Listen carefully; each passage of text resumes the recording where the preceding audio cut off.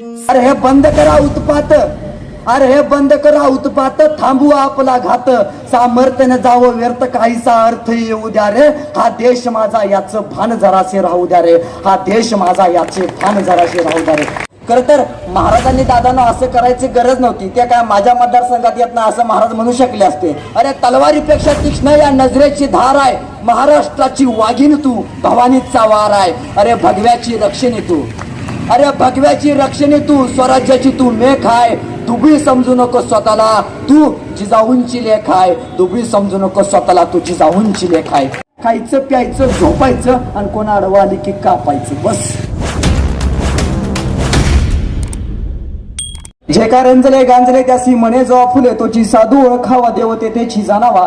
हा खऱ्या अर्थाने साऱ्या जगाला दैवत्वाचा संदेश देणारे जगद्गुरु तुकोबार आहे, ज्यांनी या महाराष्ट्राच्या मातीमध्ये दोन दोन छत्रपती बहाल केले. त्या राजमाता, राष्ट्रमाता मासाहेब जिजाऊ हातामध्ये तलवार घेऊन माणसं कापून स्वराज्य उभा राहत नाही, तर त्या काळातलं सगळ्यात मोठं ज्ञान आपल्याकडे असलं पाहिजे. म्हणून हिंदवी स्वराज्य निर्माण करण्यासाठी ज्यानं स्वतःचं बलिदान दिलं ते छत्रपती संभाजी महाराज. बंदुकीच्या जोरावर आणि हंटरच्या धाकावर, बंदुकीच्या जोरावरती आणि हंटरच्या धाकावरती वाघाला माणसासारखं जगायला शिकवणारी मी अनेक माणसं बघितली. अहो, बंदुकीच्या जोरावरती आणि हंटरच्या धाकावरती वाघाला माणसासारखं जगायला शिकवणारी मी अनेक माणसं बघितली. पण बंदुकीच्या जोराशिवाय आणि हंटरच्या धाकाशिवाय इथल्या माणसालाच वाघासारखं जगायला शिकवणारा मी एकच वाघ बघितला, ते म्हणजे छत्रपती संभाजी महाराज, छत्रपती शिवाजी महाराज. आणि आपण आज ज्या महाराष्ट्राच्या मातीमध्ये बसलेला आहात, त्याच या मातीमध्ये 350 वर्षापूर्वी छत्रपती शिवाजी महाराज आणि छत्रपती संभाजी महाराज यांच्या विचारांना मान देऊन ज्या मर्द मावळ्यांनी या स्वराज्यासाठी स्वतःचं रक्त सांडलं, अशा 18 पगड जातीच्या मर्द मावळ्यांना मी तुमच्या सगळ्यांच्या टाळ्यांच्या कडकडाटात प्रथमतः अभिवादन करतो. खर तर दादांनो, आपण ज्या महाराष्ट्राच्या मातीमध्ये बसलेलो आहोत, त्या महाराष्ट्राची माती, तो महाराष्ट्र म्हणजे काय? अरे महाराष्ट्र म्हणजे जिजाऊंच्या संस्कारांचा, शिवरायांच्या विचारांचा आणि शंभूच्या पराक्रमाचा साक्षीदार म्हणजे माझा महाराष्ट्र. शाहूंच्या पुरोगामी लढ्यांचा, बाबासाहेबांच्या लेखणीचा, अण्णाभाऊ साठेंच्या लोककलेचा आणि महात्मा ज्योतिराव फुलेंच्या क्रांतीचा वारसदार म्हणजे माझा महाराष्ट्र. इतिहासाचा साक्षात्कार, समतेचा प्रसार आणि अखंड भारताचा आधार म्हणजे माझा महाराष्ट्र. कष्टकरी शेतकऱ्यांचा, दीनदुबळी दलितांचा, 109 हुतात्म्यांच्या बलिदानाचा आणि दिल्लीच्या तख्तालाही घाम फोडणाऱ्या आमच्या जिगरबाज मर्द मावळ्यांचा महाराष्ट्र, आमच्या जिगरबाज मर्द मावळ्यांचा महाराष्ट्र. या महाराष्ट्राच्या मातीमध्ये दादांनो आपण राहतो. खर तर ज्या माणसानं आपल्याला बंदा रुपयासारखं खणखणीतपणे वाजायला शिकवलं, भूतकाळ आपल्या पाठीशी बांधला आणि वर्तमान काळात आपल्याला चालायला शिकवलं आणि भविष्याकडे नजर रोखायला शिकवली, त्या छत्रपती शिवाजी महाराजांची जयंती ती आज आपण या कुर्ला शहरामध्ये आपण साजरी करतात. ही सगळ्यात मोठी अभिमानाची, स्वाभिमानाची गोष्ट आम्हाला म्हणावीच लागेल. खर तर एक नव्हे, दोन नव्हे, तब्बल 450 वर्ष होऊन गेली. जो राजा या मातीसाठी झटला, ज्या राजाने या मातीसाठी स्वतःच्या प्राणाचं बलिदान दिलं, तो मावळ्यांचा वाघ अनंतात विलीन झाला. पण आजही छत्रपती शिवाजी महाराजांच्या आणि संभाजी महाराजांच्या नावानं या महाराष्ट्राच्या मातीमध्ये रक्त सळसळावं, ही प्रेरणा जर या महाराष्ट्राच्या मातीला जर कोणी दिली असेल तर ती छत्रपती शिवाजी महाराजांनी दिली. लाखो लोक रोज जन्माला येतात आणि रोज मरतात. दादांनो, लाखो लोक रोज जन्माला येतात आणि रोज मरतात. या महाराष्ट्राच्या मातीमध्ये कितीतरी लोक रोज जन्माला आली, रोज मेली, त्यांच्या मृत्यूची नोंद सुद्धा कधी इतिहासाने ठेवली नाही. पण असा एक राजा या महाराष्ट्राच्या मातीत होऊन गेला, ज्याच्या जन्माची नव्हे तर त्याच्या जगण्याची, ज्याच्या मृत्यूची नोंद सुद्धा या महाराष्ट्राच्या मातीला, जगाच्या इतिहासाला ठेवावी लागली. दादांनो, येणाऱ्या काळानं जर तुम्हाला विचारलं की बाबांनो आपण कोणाच्या देशात नालात, तर छातीत ठोकून सांगायचं, ज्याने मरणाला सुद्धा लाजवलं आणि आलेल्या मरणाला सुद्धा जगायला शिकवलं, अशा छत्रपती शिवाजी महाराजांच्या, संभाजी महाराजांच्या भूमीत आम्ही आलोय. खरं तर छत्रपती शिवाजी महाराज दक्षिण दिग्विजयाला निघाले आणि जाता जाता कर्नाटकातल्या, आंध्र प्रदेश मधल्या श्रीशैल्य मल्लिकार्जुनच्या मंदिरात ते गेले. मंदिरात आपणही जातो. छत्रपती शिवाजी महाराज आत गेले. महाराजांनी सगळ्या आसपासचा प्रदेश निहाळला आणि महाराज बाहेर आले आणि दादानं महाराजांच्या लक्षात आले की प्रत्येक गोपुराला प्रत्येक मंदिराला येण्यासाठी रस्ता असतो, जाण्यासाठी रस्ता असतो, परंतु या मंदिराला जो घाट आहे तो घाट बांधायचा राहिलाय, तो घाट बांधला पाहिजे. अरे काय राजा आहे, महाराष्ट्रातला जनता राजा आंध्र प्रदेशमध्ये जातो आणि त्या श्री शैल्य मल्लिकार्जुनच्या मंदिराचा घाट बांधून पूर्ण करतो. खर तर महाराजांनी दादांना असं करायची गरज नव्हती, ते काय माझ्या मतदारसंघात येत नाही असं महाराज म्हणू शकले असते, पण नाही, हा महाराष्ट्राचा जनता राजा, आपल्या महाराष्ट्राचा शिवाजी, आपल्या महाराष्ट्राचा शिवाजी राजा जेव्हा आंध्र प्रदेशमध्ये जातो तिथल्या मंदिराचं घाट बांधून पूर्ण करतो आणि पुढे जायला निघतो. जाता जाता आपणही दर्शन घेऊन बाहेर जातो, घरी जातो, पण जाता जाता महाराजांच्या लक्षात आलं की दादानं प्रत्येक मंदिराला 4 गोपुर असतात, या मंदिराचं 4थं गोपूर बांधायचं अधूर आहे, त्या 4थं गोपूर आपण बांधला पाहिजे. अरे कितीतरी राजे तिथे घेऊन गेले असतील, कितीतरी राजे तिथे थांबले असतील, परंतु कुठल्या राजाच्या नाही लक्षात आलं, ते माझ्या या महाराष्ट्राच्या जनता राजाच्या लक्षात आलं. आणि महाराजांनी आंध्रातल्या सगळ्या कामगारांना गोळा केलं आणि त्यांना सांगितलं की या मंदिराचं 4थं गोपूर बांधून पूर्ण करा. आणि महाराज पुढे जायला निघाले. त्या आंध्रातल्या कामगारांना दादानो काय वाटलं कुणास ठाऊक, आंध्रातल्या कामगारांना वाटलं काय राजा आहे, महाराष्ट्राचा जानता राजा आपल्या आंध्र प्रदेशमध्ये येतो, तिथल्या श्री शैल्य मल्लिकार्जुनचं 4थं गोपूर बांधून पूर्ण करतो, मंदिराचा घाट बांधून पूर्ण करतो. हा राजा आपल्या मनामध्ये बसला पाहिजे, हा राजा आपल्या हृदयामध्ये मिरवला पाहिजे. आणि त्या आंध्रातल्या सगळ्या कामगारांनी मिळून त्या छत्रपती शिवाजी महाराजांचं त्या 4थ्या गोपुरामध्ये जिवंतपणे पहिलंच जिवंत स्मारक उभा केलं. हे छत्रपती शिवाजी महाराजांचं त्यांच्या हयातीत उभारलेलं पहिलं जिवंत स्मारक. माणसं मेल्यानंतर दादानो त्यांची जरूर स्मारक बांधतात, परंतु माणसांच्या जिवंतपणे जर या महाराष्ट्राच्या मातीत कुठल्या राज्याची स्मारकं उभी राहिली असतील ना, तर ती फक्त छत्रपती शिवाजी महाराजांची राहिलं. एवढा दैदिप्यमान इतिहास या छत्रपती शिवाजी महाराजांचा आहे. महाराज महागारी आहे, महाराष्ट्राकडे यायला निघाले आणि येता येता दादाजींना काय वाटलं कुणास ठाऊक, कर्नाटकामध्ये एक बेलवाडी नावाचं एक गाव आहे. दादाजींना वाटलं त्या बेलवाडीमध्ये एक ठाणी दरीन राहत होती. खरं तर दादांना गड आणि गडीमध्ये फरक असतो. गडी लहान असते, बारकी असते. गडीमध्ये एक सरदार राहू शकतो, 500 ते 1000 मावळ्यांसहित राहू शकतो. गड मोठा असतो, गडामध्ये कितीतरी सैनिक राहू शकतात. दादाजींना वाटलं छोटी गड आहे, जिंकून जाऊ, जाता जाता जिंकून जाऊ. मल्लम देसाई नावाची एक तिथं ठाणेदारी तिथं राहत होती. आदिलशाहची सरदार राहायला तिथंच होती. दादाजींनी सगळं थोडे सैनिक घेऊन त्या मल्लमावरती तुटून पडले, पण मल्लम्मा जिद्दीची आणि चिकटेची मल्लम्मा दादाजींवरती प्रहार करायला लागले. तिथं मावळ्यांचा सपशेल पराभव झाला. दादाजी महागार आले आणि दादाजींना वाटले एका बाईच्या हातून आपल्या मावळ्यांचा पराभव, अरे नाही काहीतरी केलं पाहिजे. दादाजींनी सगळी फौज गोळा केली आणि मल्लमावरती परत आक्रमण केलं. मल्लम्मा त्यावेळी पराभूत झाली. दादाजींनी मल्लम्माला पकडलं आणि दादाजी छत्रपती शिवाजी महाराजांकडे त्या मल्लम्माला घेऊन जायला निघाले. तशी मल्लम्मा पुढे गेली आणि परत म्हणाली थांबावं थोडं वस. मल्लम्मा आत गेली आणि मल्लमाने तिचं तहानं बाळ घेतलं आणि मल्लम्मा यायला निघाली. आता चला म्हणाली. दादाजीने त्या मल्लम्मा देसाईला छत्रपती शिवाजी महाराजांच्या समोर आणून उभा केलं. मल्लमाला वाटलं जसा प्रत्येक राजा आपल्या शत्रूला शिक्षा देतो तसा हाही राजा मला शिक्षा देणार, माझ्या पोराला मला मारून टाकणार. तसं त्या मल्लम्मा देसाईने छत्रपती शिवाजी महाराजांचं पाय धरलं, म्हणाली राज मी तुमची दोष आहे राज, काय शिक्षा द्यायची ती मला द्या, यात माझ्या तान्यात डोळ्याचा माझ्या बाळाचा काही दोष नाही. तसं महाराजांनी मंद स्मित केलं. महाराजांनी चिटणीसाला इशारा दिली. चिटणीस आत गेले, आतून दुधाची वाटी घेऊन आले आणि महाराजांनी त्या मल्लम्मा देसाईच्या बाळाला स्वतःच्या खांद्यावरती, स्वतःच्या पायावरती, स्वतःच्या मनगुट्यावरती बसवलं आणि खेळवायला चालू केले. आणि महाराजांनी ते दुधाची वाटी घेतली, त्या दुधाच्या वाटीने चमच्यानं त्या बाळाला दूध पाजलं आणि महाराज म्हणाले हा आमच्या खांद्यावरती जो बसलाय ना हा आमचा भाचा आहे, म्हणजे तुम्ही आमच्या भगिनी झालात. अरे कुठला भाव आपल्या बहिणीचं राज्य बळकावून घेतो. दादाजी बहिणीचं राज्य घ्यायचं नसतं, बहिणीला राज्य द्यायचं असतं. 350 वर्षापूर्वी माझ्या राजाने सांगितले की बहिणीबद्दल कसा आदर असावा. खरं तर दादांनो या प्रत्येक गोष्टीला, प्रत्येक कार्याला मूल्याचा आधार आहे. ती ठाणेदारी तिच्या गावाला गेली. महाराजांनी तिच्या दूध दप्त्याचा त्या पोराचा सगळा खर्च हा महाराष्ट्रातून चालू केला. तिला वाटलं की हा राजा आपल्या समोर राहिला पाहिजे आणि त्या मल्लम्मा देसाईनं तिच्या गावामध्ये हनुमानाच्या मंदिरामध्ये छत्रपती शिवाजी महाराजांचं जिवंतपणे दुसरं दगडी शिल्प तयार केलं. हे छत्रपती शिवाजी महाराजांचं त्यांच्या हयातीत उभारलेलं दादांनो दुसरं जिवंत स्मारक होतं. या प्रत्येक गोष्टीला, प्रत्येक कार्याला दादांनो मूल्याचा आधार आहे. रांजाच्या पाटलानं स्वराज्यामध्ये एका पुरगीची आबरू लुटली आणि त्या पुरगीनं आबरू केली, स्वतःच्या आबरूची लखतर झाली, म्हणून त्या पुरगीने हिरीत उडी टाकून स्वतःचा जीव दिला. खबर महाराजांना कळली आणि महाराज म्हणाले फिरपॉर त्या रांजाच्या पाटलाला गिरफ्तार करा. आणि कांड्या चढवल्याच्या अवस्थेत रांजाच्या पाटलाला महाराजांपुढे उभा केलं. महाराज म्हणाले याचे दोन्ही हातपाय कापा, याचा डावा पाय कलम करा, चौरंग करा, आता चौकात बसवा.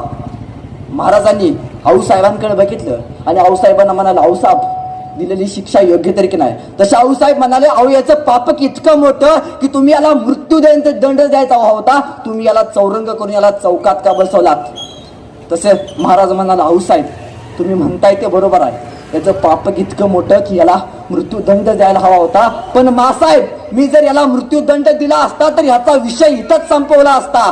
मी याला चौरंग करून चौकात एवढ्यासाठी बसला की साहेब राजे येणारा जाणारे लोक याला पाहतील आणि त्यांच्या लक्षात येईल की महाराष्ट्राच्या मातीमध्ये स्त्रीच्या पदरालाही हात लावणाऱ्याचा असा रांजाचा पाटील केला जाईल. म्हणून ताईनं तुम्हाला सांगतो जर तुम्हाला कोणी हात लावला ना तर तुम्ही आई ग करता कामा नये, पण ज्यानं तुम्हाला हात लावला ना त्याला त्याचा बापच आठवला पाहिजे, एवढं मात्र लक्षात ठेवा.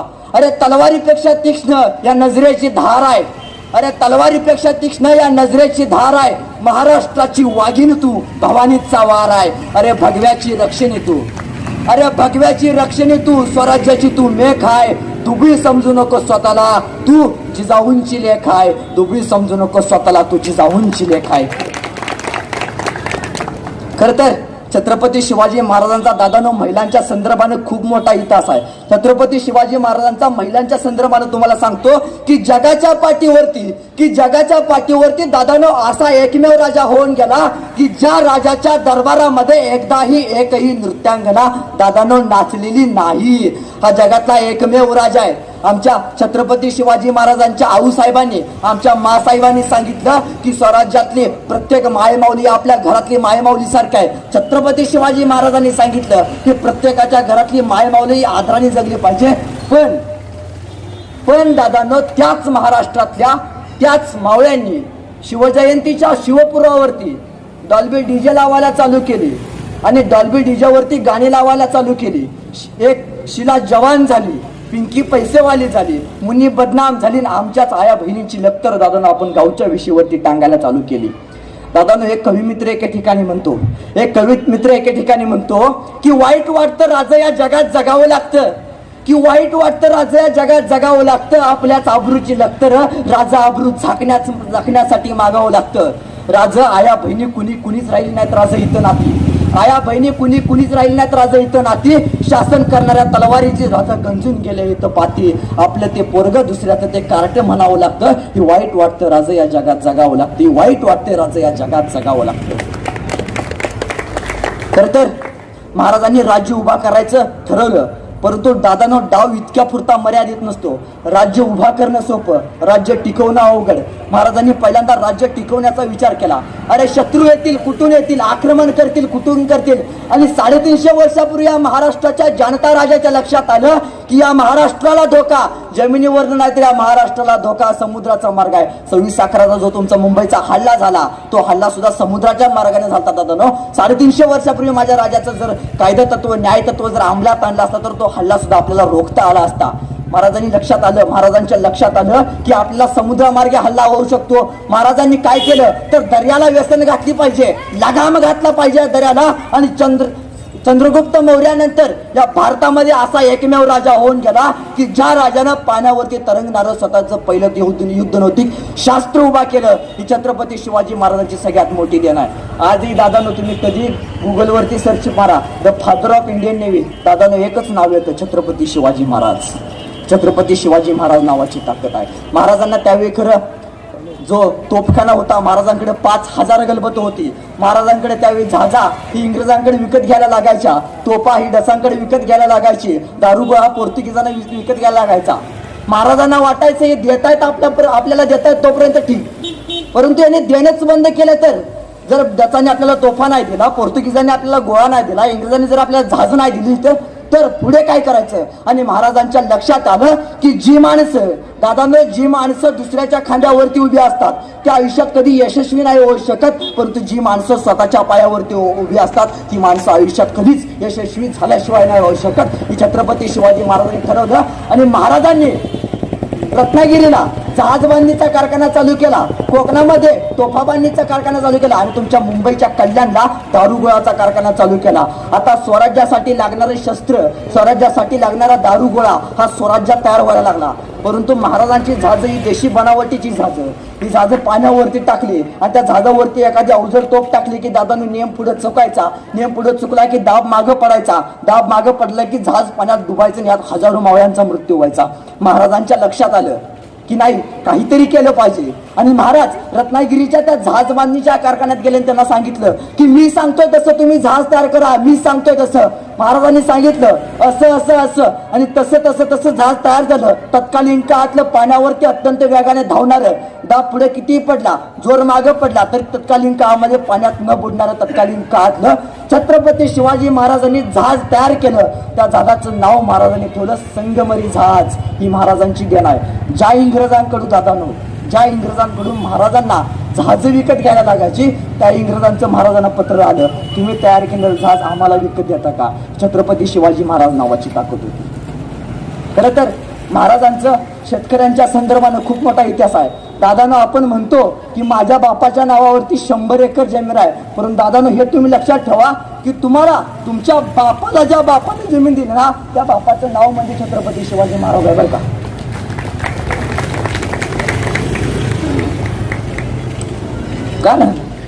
कारण दादानो त्या काळात शेतसारा पद्धत चालू व्हायची. शेतसारा पद्धत म्हणजे तुम्हाला सांगतो की तुमच्या घरात जर 100 गव्हाची पोती तयार झाली तर त्या 100 गव्हाच्या पोत्यापैकी 75 पोती ही सरकार दप्तरी जमा करायची आणि 25 पोती आपल्याकडे ठेवायची. म्हणजे त्या 25 पोत्यापैकी आपलं आयुष्य चालवायचं आणि 75 पोत्यामध्ये म्हणजे स्वराज्यामध्ये जेव्हा दुष्काळ पडला, स्वराज्यामध्ये जेव्हा नाहक हानी झाली तेव्हा त्या 75 पोत्यामध्ये म्हणजे सारा समाज जगेल आणि स्वतः सध्या जगेल. ही छत्रपती शिवाजी महाराज नावाची ताकद होती. महाराजांनी शेतकऱ्यांच्या संदर्भाने खूप मोठी कामे केली. दादांनो शेतकऱ्याच्या संदर्भाने तुम्हाला महाराजांचा इतिहास सांगतो की पुणे आणि पुनवडीच्या आजूबाजूच्या प्रदेशामध्ये तत्कालीन महाराष्ट्रामध्ये वाहत्या पाण्याला बांध घालणं आणि वाहत्या पाण्याला अडवणं हे पाप समजलं जायचं. त्या काळामध्ये छत्रपती शिवाजी महाराजांनी पुणे आणि पुनवडीच्या आजूबाजूच्या प्रदेशामध्ये तब्बल 13 धरणं बांधली. आज खेड शिवापूरचं हे छत्रपती शिवाजी महाराजांची पुण्य आहे. कामशेत ही छत्रपती शिवाजी महाराजांची पुण्य आहे. पानशेत ही छत्रपती शिवाजी महाराजांची पुण्य आहे. पाणी अडवा पाणी जिरवा या संकल्पनेचे उद्गाते सुद्धा दादानं छत्रपती शिवाजी महाराज आहेत बरं का. परंतु आज आमच्या मावळ्यांनी ती बदललं आणि ह्याची अडवाण त्याची जिरवा एक कली उद्योग आम्ही सुरू करा. परंतु पाणी अडवाण पाणी जिरवा संकल्पना 350 वर्षापूर्वी माझ्या महाराष्ट्रामध्ये माझ्या जनता राजानं मांडली. खरं तर त्या काळात 350 वर्षापूर्वी आपल्या महाराजांना वाटलं की आपली भूमी स्वच्छ असावी, समृद्ध असावी. दादानं त्या काळात छत्रपती शिवाजी महाराजांनी प्रत्येक किल्ल्यावरती शौचालय बांधलं. आज तुम्ही कधीतरी रायगडला जावा, रायगडला गेल्यावरती आपण म्हणतो की आम्हाला महाराजांचं दर्शन घ्यायचं आहे, महाराजांच्या पादुकांचं दर्शन घ्यायचं आहे, महाराजांच्या समाधीचं दर्शन घ्यायचं आहे, आम्हाला हत्तीशाळा बघायचा आहे, आम्हाला तोपशाळा बघायचा आहे. परंतु दादा कधीतरी रायगडला गेला ना तर महाराजांनी उभा केलेलं 350 वर्षापूर्वीचं शौचालय कधीतरी बघून या. म्हणजे त्या काळात महाराजांनी सांगितलं की आपली भूमी स्वच्छ असावी, समृद्ध असावी. पण दादानो आज मी एका ठिकाणी नगरला व्याख्यानाला गेलतो तर त्या नगरमध्ये एका म्हातारीनं साहेब शौचालयामध्ये गणपती बसवला होता. मी म्हणलो काकू असं काय केलं. नाही म्हणजे आयुष्यभर छपराच्या घरात राहिले, निदान गणपती तरी स्लॅबच्या घरात राहू दे. नेमक्या कुठल्या व्यवस्थेकडे, नेमक्या कुठल्या पद्धतीकडे आपण आज या महाराष्ट्राच्या मातीला घेऊन चाललोय ही सगळ्यात मोठी खेदगारी गोष्ट आहे दादांनो. खरं तर या जगातला सगळ्यात मोठा मॅनेजमेंट गुरु जर कोण असेल ना दादांनो तर ते आहे छत्रपती शिवाजी महाराज. शिवाजी महाराजांनी सॉल्ट अनालिसिस केलं, राजांनी लिंबू टिंबू पोरं गोळा केली, त्यांच्या हातात शस्त्र दिली, सांगितलं की आपल्याला स्वराज्य उभा करायचा आहे. राजाने कुठं चौकात बॅनर लावले का संध्याकाळी सैनिक भरायचे म्हणून, का कुठे ढोलताशे बनवले का, नाही. छोटी छोटी माणसं, त्या माणसामध्ये काहीतरी नाविन्य होतं ते महाराजांनी शोधलं, त्याच्याकडे ती जबाबदारी दिली. महाराज जंगलामध्ये विटीदांडूचा खेळ करायचे. आपल्या सवंगड्यांना घेऊन थोडं सवंगड्यांना घेऊन महाराज विटीदांडूचा खेळ खेळायचे. एकदा बाहेरून शत्रू येताना दिसला की महाराज जंगलाच्या बाहेर दोन पोरं उभी करायची आणि त्यासनी सांगायची की कोणीतरी अनोळखी व्यक्ती येताना दिसला तर तू कुठला तरी पक्षाचा आवाज काढ, म्हणजे आम्हाला समजून जाईल की कोणीतरी अनोळखी व्यक्ती येत आहे. मग कुणीतरी अनोळखी व्यक्ती येत असलं की जंगलाच्या बाहेर उभी केलेली दोन पोरं कुठल्या तरी प्राण्याचा आवाज काढायची. महाराजांच्या लक्षात यायचं की कोणीतरी अनोळखी व्यक्ती येत आहे. मग महाराज ढाल तलवार तिथंच लपवून ठेवायचे आणि तिथं विटीदांडूचं प्रशिक्षण चालू करायचे, कारण बाहेरच्या शत्रूला कळू नये की आज स्वराज्याची गाठ बंदी जात आहे. एकदा बाहेरून दादानं बहिर्जी नाईक येत होते. बहिर्जी नाईकाला बघितला जंगलाच्या बाहेर उभ्या केलेल्या दोन पोरांनी हुबेहूब मोराचा आवाज काढला. बहिर्जी नाईक आत आले, महाराजांच्या समोर उभा राहिले आणि महाराजांना म्हणाले, राज मला तुमच्या स्वराज्यात काम करायचं, राज मला तुमच्या स्वराज्यात घ्याल का, मला तुमच्या स्वराज्यासाठी काम करण्यासाठी कुठेतरी संधी द्याल का. तसं महाराज म्हणाले, तुमच्याकडे कुठला चांगला गुण आहे तो मला शोधावा. आणि तसे बहिर्जी नाईक म्हणाले, महाराज तो गुण तुम्ही शोधावा. आणि बहिर्जी नाईक जायला निघाले. दादानो बहिर्जी नाईक 4 पावलं पुढे गेले, पुन्हा माघारी आले आणि महाराजांना म्हणाले, राज जंगलाच्या बाहेर जी तुम्ही दोन पोरं उभी केला असा त्यासनी सांगा की मोर या दिसात वरडत नसतात म्हणून. छत्रपती शिवाजी महाराजांची ताकद एवढीच महाराजांनी हेरलं आणि महाराजांनी बहिर्जी नाईकला गुप्तहेर खात्याचा प्रमुख केला. महाराज एकदा जत्रेत जायला निघाले आणि जत्रेत जात असताना दादानं पुढे एक दान हत्तीच्या रानरेडीच्या तक्कीचं एक पोरगं चालत येत होतं. महाराजांनी त्या पोराला बघितलं आणि महाराज म्हणाले, यसाजी मला हे पोरग माझ्या स्वराज्यात हवाय. आणि यसाजीने त्या पोराला धरलं आणि महाराजांच्या समोर आणून उभा केलं. महाराज म्हणाले, काय करतोस रे तू. तस ते पोरग म्हणालं, काय नाही जी, खातो पितो आणि झोपतो. महाराज म्हणाले, माझ्या स्वराज्यासाठी काम करणार का, माझ्या रयतेसाठी काम करणार का, इथल्या जनतेसाठी काम करणार का. तसं ते पोरग म्हणाले, काय करावं लागेल जी. तसं राजा म्हणालं, काय नाही, खायचं प्यायचं झोपायचं आणि कोणा अडवा आली की कापायचं, बस एवढंच काम त्यानं केलं. त्या मावळ्याचं नाव दादानं संभाजी कावजी कोंडाळ, म्हणजे छत्रपती शिवाजी महाराजांना दादानं या मावळ्याचा उपयोग अफजल खानाच्या वधावेळी केला.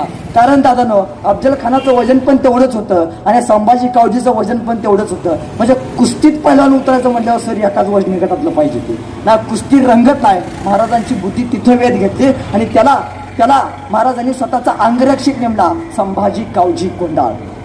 एकदा छत्रपती शिवाजी महाराज आणि मिर्झा राजे जयसिंग यांच्या तहाची बोलणी चालू होती आणि तिकडे पुरंदरवरती दिलेर खान ताव मारून गेला होता आणि पुरंदरवरती उभा होता आमचा मुरारबाजी. दिलेर खानाचं सगळं सैनिक मुरारबाजीच्या अंगावरती तुटून पडलं, पण मुरा काय ऐकायला तयार नव्हता. त्यावेळी तो दिलेर खान मुरारला म्हणाला, अरे सुन मुरा, अरे ऐक मुरा, या आमच्या स्वराज्यात त्या छत्रपती शिवाजी महाराजांकडे काय आहे, तुला जहागीर देतो, माणिक मोती देतो. तसा मुरा म्हणाला, अरे सुन दिलेर, अरे ऐक दिलेर, अरे दिलेर आम्हा मावळ्यांना आणि शिवरायांना वक्त बेईमान झाला असेल. अरे दिलेर आज आम्हा मावळ्यांना आणि शिवरायांना वक्त बेईमान झाला असेल, पण लक्षात ठेव दिलेर, आम्ही मावळे कधीच रक्ताला बेईमान होत नसतो. छत्रपती शिवाजी महाराजांची रक्ताला बेईमान न होणारी इतिहास होता.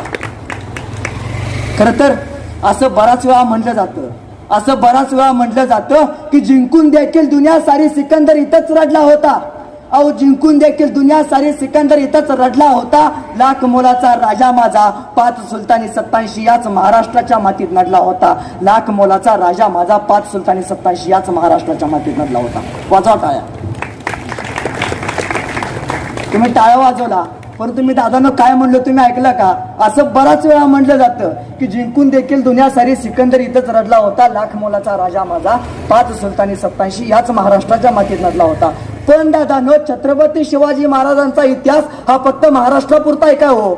छत्रपती शिवाजी महाराजांनी गोव्याला फोंड्या घाटावरती आक्रमण केलं आणि 350 वर्षापूर्वी फोंड्या घाटावरती भगवा झेंडा फडकवला.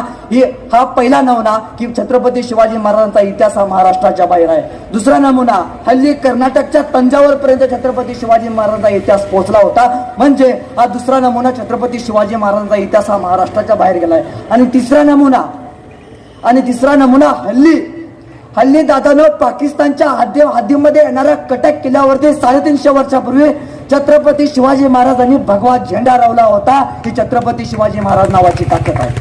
हे तुम्हाला कळलंय का हो दादानो. आतापर्यंत अफजल खान मारला, शाहिस्ते खानाची बोट तुटली.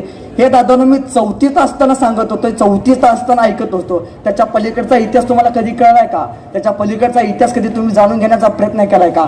दादांनो छत्रपती शिवाजी महाराज कुठल्या वळवंटात जन्माला आलते का. का चीनमध्ये तो कोरोना पसरला त्या देशात जन्माला आलते?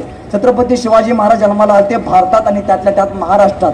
पण दादांनो, पण छत्रपती शिवाजी महाराजांचा आज इतिहास पाकिस्तानमध्ये शिकवला जातो, अमेरिकेमध्ये शिकवला जातो, इंग्लंडमध्ये शिकवला जातो, पण छत्रपती शिवाजी महाराजांचा इतिहास आपल्या महाराष्ट्रामध्ये आणि भारतामध्ये फक्त 4थीच्या पुस्तकात शिकवला जातो. ही सगळ्यात मोठी दुःखाची गोष्ट आम्हाला म्हणावीच लागेल दादांनो. खरं तर जेव्हा मागच्या वर्षी दादांनो रशियाचे पंतप्रधान जेव्हा भारत भेटीला आले, तेव्हा आपल्या भारतातल्या काही गाईड्सनी त्या रशियाच्या पंतप्रधानांना विचारलं की सर, तुम्हाला प्रेमाचं प्रतीक असलेला ताजमहाल दाखवू का सोन्याचं प्रतीक असलेलं गोल्डन टेम्पल दाखवू? त्यावेळी रशियाचे पंतप्रधान म्हणाले, ना मला तुमचं सोन्याचं टेम्पल बघायचं आहे, ना मला तुमचं प्रेमाचं प्रतीक असलेला ताजमहाल बघायचा आहे. मला फक्त माझ्या देशामध्ये ज्या राजाचा इतिहास शिकवला जातो ना, त्या राजाचा फक्त एकदा रायगड बघायचा आहे. मी म्हणत नाही दादांनो की तुम्ही हे करू नका, मी तुम्हाला असं करावे म्हणणार नाही की तुम्ही ते करू नका, पण मी तुम्हाला जरूर सांगेन की 21व्या शतकातल्या आधुनिक महाराष्ट्रातल्या प्रत्येक युवकानं छत्रपती शिवाजी महाराजांचा आदर्श डोळ्यासमोर ठेवला तर दादांनो आयुष्यात कुठलंही संकट तुमचा पराभव नाही करू शकत. ही छत्रपती शिवाजी महाराज नावाची ताकद होती. म्हणजे छत्रपती शिवाजी महाराजांचा दादांनो आदर्श डोळ्यासमोर घ्यायचा म्हणजे उद्या सकाळ उठून तलवार घेऊन एकमेकाला बॉक्सायच नाही. त्या काळातली परिस्थिती तशी होती. छत्रपती शिवाजी महाराजांचा संघर्ष हा सत्ता संघर्ष नव्हता, तर तो रयतेसाठी होता, जनतेसाठी होता, असं मत नोंदवणाऱ्या कॉम्रेड गोविंद पानसरे यांना दादांनो याच महाराष्ट्राच्या मातीत गोळ्या घालून मारण्यात आलं. ही सगळ्यात मोठी खेदाची गोष्ट आम्हाला खरं तर म्हणावीच लागेल.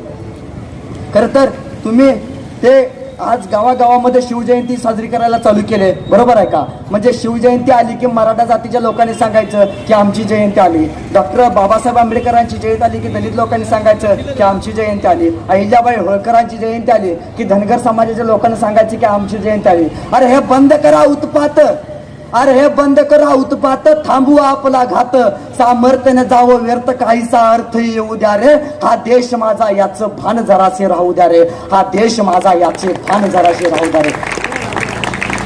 शहीद मेले दादांनो, शहीद या जमिनीसाठी या मातीसाठी कुर्बान झाले. आज किती टक्के लोक दादांनो जेवताना आपल्या सैनिकांची आठवण करतात? ही सगळ्यात मोठी वाईट गोष्ट आहे बरं का. खरं तर भारावून जातो साहेब मी जेव्हा एखाद्या तानाजीचा प्रसंग सांगत असतो. काय पेशाने लढला असेल तो तानाजी, जणू त्याला वाटतंय की मिळून मिसळून पोरे गेलेले असतात साहेब. त्या जणू पोरांना वाटतंय की आपण लढतोय, पण त्या तानाजी सारखी कृती करताना परत कोणी भेटत नाही. सगळ्यात मोठी शोकांती काय हो आमची, या देशात तयार झालेली पोरं, या देशात परदेशात झालेली तयार पोरं जेव्हा परदेशात जातात ना, तेव्हा मला वाटतं उगाच खर्ची पडला होतो तानाजी. काय माती करत बसला, उगाच नैसरीच्या किंडीमध्ये माझा प्रतापराव गेला, उगाच पुरंदरवरती तर माझा बाजी कुर्बान झाला. कशासाठी? या देशासाठी, या माणसासाठी. कधी लोकांना कळणार की देश म्हणजे काय, समाज म्हणजे काय, इथली माणसं म्हणजे काय.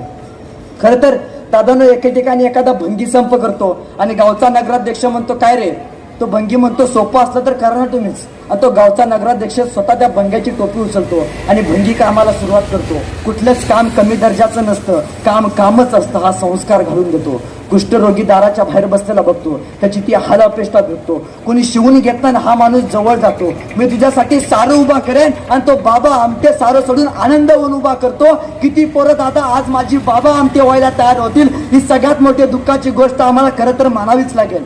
खरं तर दादा या महाराष्ट्रामध्ये आज काय चाललंय, सगळे टायरवाले खेरेचे, किराणा व्यवसायात पटेल, हार्डवेअरची दुकानं बोर्डिंगची, बांधकाम व्यवसायात यूपीची लोक, गौंडी सगळे बिहारचे, सुतार कामात राजस्थानी, हॉटेल सगळी दक्षिणात्यांकडे. सर दादांनो ही पोरं इथं येऊन काम करतात याचं मला अजिबात वाईट वाटत नाही, पण आज आमच्याच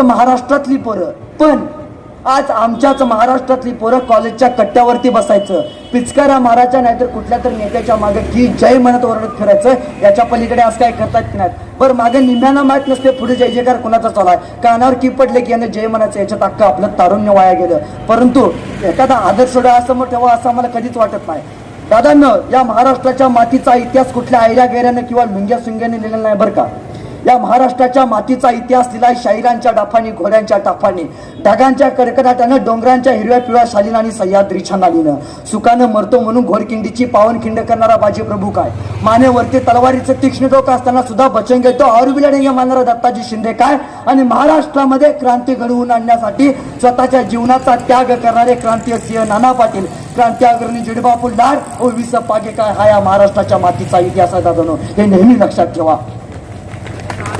या मातीत जन्माला आलेल्या दादांनो ज्ञानोबा तुकोबांनी या मातीलाच नव्हे तर संपूर्ण जगाला ओरडून सांगितलं की दादांनो चालायचं कसं, बोलायचं कसं, वागायचं कसं. पण आज त्याच महाराष्ट्रामध्ये जन्माला आलेल्या पोराला आम्हाला सांगावं लागतंय की दादा रे, या महाराष्ट्राच्या मातीसाठी 350 वर्षापूर्वी आमच्या मावळ्यांनी रक्त सांडले. तुला आता रक्त सांडायची गरज नाही. आमच्या मावळ्यांनी या मातीसाठी स्वतःचा जीव दिलाय. तुला आता जीव द्यायची गरज नाही. पण दादा, हे तुला काही करायची गरज नाही. फक्त तुला या मातीसाठी स्वतःचे जगण्याची आणि जन्मण्याची तत्व ज्या मातीमध्ये तू घालवलीस, त्या छत्रपती शिवाजी महाराजांचा, संभाजी महाराजांचा आदर्श तरी तू डोळ्यासमोर ठेवू शकतोस का? ही सगळ्यात मोठी गोष्ट दादांनो. 2 नवरा बायको होते. दोघांची मुलं परदेशात राहायची. आयुष्यभर त्यांनी फक्त पैसे कमवायचं चालू केलं दादांनो. आणि म्हातारपणी मग त्या पोरांच्या वडिलांनी त्या पोरांना पत्र पाठवले की दादांनो, आम्हाला तरी तुमच्याकडे परदेशात न्या, नाहीतर तुम्ही तरी आमच्याकडे या. परंतु पोरांना काय वेळ नव्हता. शेवटी त्या पोरांची आई वारते आणि दादांनो ते वडील त्या पोरांना पत्र पाठवतात की बाळांनो, तुमची आई आज गेले, वाटलंच तर शेवटचं आईला बघून घ्या आणि शेवटचं आईला अंत्यसंस्कार देण्यासाठी तुम्ही या. परंतु त्या पोरग एक पत्र पाठवतं आणि मी येतो म्हणतं, आणि त्या 2 पोरातलं एक पोरग येतं, आईला अग्नी देतं, तसंच लगेच परदेशाला जायला निघतं. वडील म्हणतात अरे 10 दिवस तरी थांब, आईचं कार्य तरी करून जा. पोरग वडिलांना म्हणतं की बाबा, तुम्ही वृत्तपत्रात आईचा फोटो द्या, खाली शोकाकुल म्हणून आमच्या 2 भावांची नावं टाका, गावाला गोडधोड जेवण घाला. परंतु आज मला 10 दिवस मात्र थांबता येत नाही. त्या पोरांनी त्या वडिलांच्या हातात 50,000 रुपये टेकवले. वडील म्हणाले बाळा, तुला तुझ्या आईनं 9 महिने पोटात सांभाळलं. आई कधी म्हणली का पोटाचं भाडं दे? कितीतरी वर्ष तुझा टाळू भरला. आई कधी म्हणली का टाळू भरलेलं तेलाचं पैसे दे? परंतु तू आज पैशाचा हिशोब मांडायला लागलास, हातात 50,000 रुपये टेकून निघायला लागलास. पोरग म्हणालं बाबा, मी तुम्हाला पहिल्यांदा म्हणलं होतं की जोशी समाजातली लोक एखादी व्याख्यानाचं आयोजन करायची. मी तुम्हाला कित्येकदा म्हणलं की बाबा, सहकुटुंब सहपरिवार व्याख्यान ऐकायला जाऊया. परंतु तुम्ही रिमोटवरती चॅनल बदलत बसतात, परंतु कधी व्याख्यान ऐकायला आलं नाही. दादा, पप्पा, मी तुम्हाला पहिल्यांदा म्हणत होतो की पहिल्यांदा मी गाणं म्हणणार आहे. पप्पा, माझं गाणं ऐकायला चला. तुम्ही कधी हात धरून माझं गाणं ऐकायला आला नाहीत. बाबा, मी तुम्हाला पहिल्यांदा व्याख्यान करणार होतो, तुम्हाला म्हटलेलो पहिल्यांदा व्याख्यान माझं ऐकायला चला. बाबा, तुम्ही कधी व्याख्यान ऐकायला आला नाहीत. बाबा, ज्या दिवशी मला रडू वाटलं त्या दिवशी तुमचा मला खांदा मिळाला नाही. बाबा, आज माझ्याकडे खूप पैसे आहेत. बाबा, माझ्याकडे आज खूप पैसे आहेत, पण तुम्हाला देण्या इतका वेळ नाही. बाबा म्हणाले अरे धाकट्यात तू एकटाच आलास, थोरला का आला नाही? मी दोघांना कळवल्यानं. तसं ते पोरग म्हणालं बाबा, मी दादाला म्हणलेलं चल आईला शेवटचं बघून घेऊ. दादा म्हणाला आईच्या वेळी तू जाऊ, बापाच्या वेळी मी जातो. म्हणजे आईला आणि वडिलांना पैशामध्ये विकत घेणारी पिढी या महाराष्ट्राच्या मातीमध्ये जन्माला आली. आणि दादानं त्यासाठी तुमच्या पिढीचा गाफीलपणा जन्माला घालत असेल. तुम्हाला जर तुमच्या पोरांसाठी, तुम्हाला जर तुमच्या पिढीसाठी जर वेळ देता नाही आला तर अशी शांभरूक पिढी दादानं या महाराष्ट्राच्या मातीत जन्माला येईल.